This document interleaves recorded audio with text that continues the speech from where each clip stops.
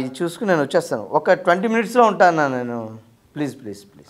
రాఘవ్ గారు. Okay sir, ఒక నిమిషం మళ్ళీ ఫోన్ చేస్తాను సార్.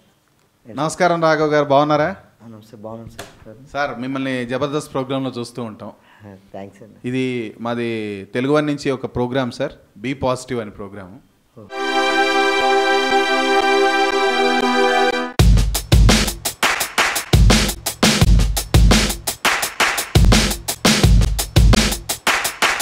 రాఘవ్ గారు మిమ్మల్ని ఎప్పుడు నవ్వుతూనే చూసాము, ఎప్పుడు సీరియస్గా చూడలేదు మేము. అంటే కొద్దిగా అది టెన్షన్గా ఉంది సార్, కాస్త వేరే షూటింగ్ ఒకటి ఉంది, వెళ్ళాలి. ఒక్క 5 నిమిషాలే సార్, అయిపోతుంది మా ప్రోగ్రామ్. ఎంతసేపు సార్? Please sir. ఏం చేయాలి సార్? ఏం లేదు సార్, అడిగిన అడిగి సమాధానం చెప్పండి చాలు, అంతే. అడిగినాక మనం సమాధానం చెప్పడంలో కాస్త వీక్ సార్. పర్వాలేదు సార్, మేము కొంచెం స్ట్రాంగ్ అడగడంలో. స్ట్రాంగ్ అడుగుతారా? సరే, కాస్త అంటే తొందరగా వెళ్ళాలి. అడిగేస్తాను సార్, చెప్పేస్తాను సార్.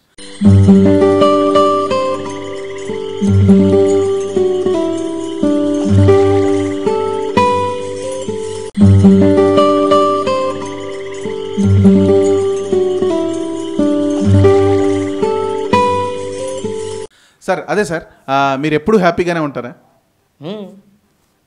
అంటే వర్క్ ఉన్నప్పుడే కొద్దిగా టెన్షన్గా ఉంటుంది, బిజీగా. ఎందుకంటే ఈ ట్రాఫిక్ అది ఉంటుంది కదండి. మనమేమో షార్ప్ 8కి ఉంటామని చెప్తాను వాళ్ళతోటి. ఇంట్లోంచి బయలుదేరేది 8కి, బయలుదేరింది నుంచి ఎవడో ఒకడు అడ్డు వస్తుంటాడు ట్రాఫిక్. మీకు ఎవరి మీద ఎక్కువ కోపం ఉంది సార్? ముందు ఎవరి మీద అంటే జనరల్గా వెహికల్స్ నడిపే వాళ్ళు అందరి మీద నాకు చాలా కోపం ఉండే. ఎస్పెషల్లీ మనకి ఇక్కడ ట్రాఫిక్ కామన్ సెన్స్ ఎవరికి ఉండదు, సరిగ్గా రూల్స్ పాటించరు సార్. అంటే ఇంక్లూడింగ్ మీ. వాళ్ళని తిడతాను కానీ నేను కూడా తప్పు చేస్తుంటాను. అది ఏమండి, రెడ్ లైట్స్ ఉంటాయి కదా, అది ఉండగా జూమ్ అని జంప్ చేసి ముందుకు వెళ్ళిపోతాడు. ఏమండి, గ్రీన్ లైట్కి రెడ్ లైట్కి మధ్యలో 1 నిమిషం తేడా ఉండదండి. అంత ఫాస్ట్గా వెళ్ళిపోయి ఏం చేస్తారండి యూస్లెస్ ఫెలోస్? ఏం చేస్తారు వాళ్ళు? దేనికి ఏదైనా పడిపోతే ఇంట్లో వాళ్ళు వెయిట్ చేయరా వాళ్ళు?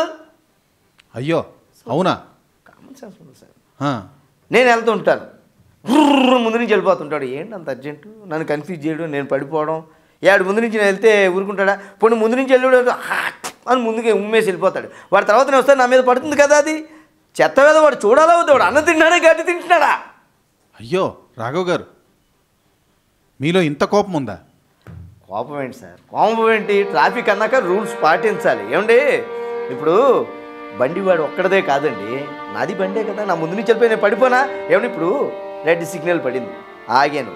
నా వెనకాల వాళ్ళు కూడా ఆగాలి కదా. వెళ్ళిపోతారు హారను కీ కీ కీ కొట్టి ఏం చేస్తాడండి? ఇప్పుడు గ్రీన్ సిగ్నల్ పడింది, నేను మూవ్ అవుతున్నాను కదా, ఈలోగా హార్లో కొట్టేసి ఎందుకండి?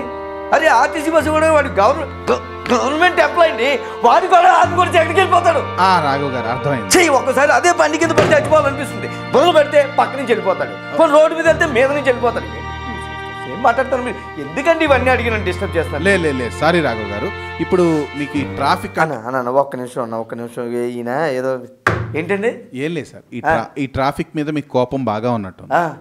సరే, ఆ ట్రాఫిక్ని దృష్టిలో పెట్టుకొని ఒక 4 మంచి మాటలు చెప్పండి, మాతో షేర్ చేసుకోండి. నిజంగా ట్రాఫిక్ బాగాలేదు, కొంచెం బాగున్న వాటి గురించి ఒక 4 మాటలు షేర్ చేసుకోండి మాతోటి. అన్న ఒక్క నిమిషం అన్న, ఇక్కడ ఏదో మెలికి పెడుతున్నాడు ఈయన పెద్ద ట్రాఫిక్లో తయారయ్యాడు. ఇక్కడ ఉన్నాను, ఒక్క నిమిషం.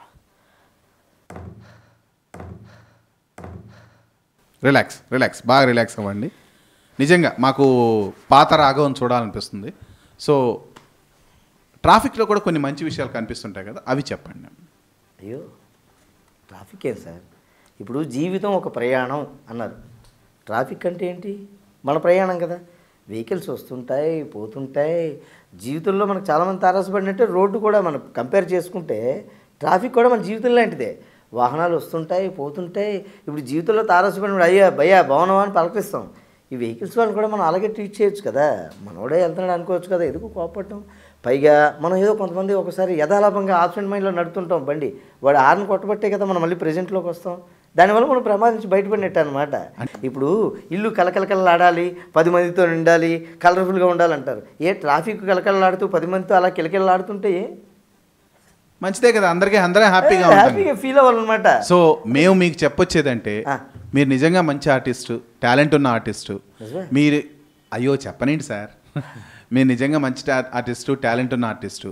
సో ఇటువంటి చిన్న చిన్న ట్రాఫిక్ విషయాల గురించి కూడా మీరు పట్టించుకోకుండా, మీరు టెన్షన్ ఎక్కువ పడకుండా మీరు పాజిటివ్గా ముందుకెళ్ళాలని బీ పాజిటివ్ ప్రోగ్రామ్ ద్వారా మిమ్మల్ని రిక్వెస్ట్ చేసుకుంటున్నాం.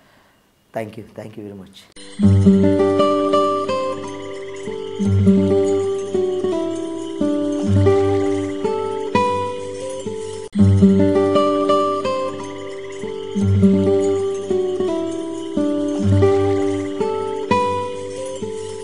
Hi, be positive.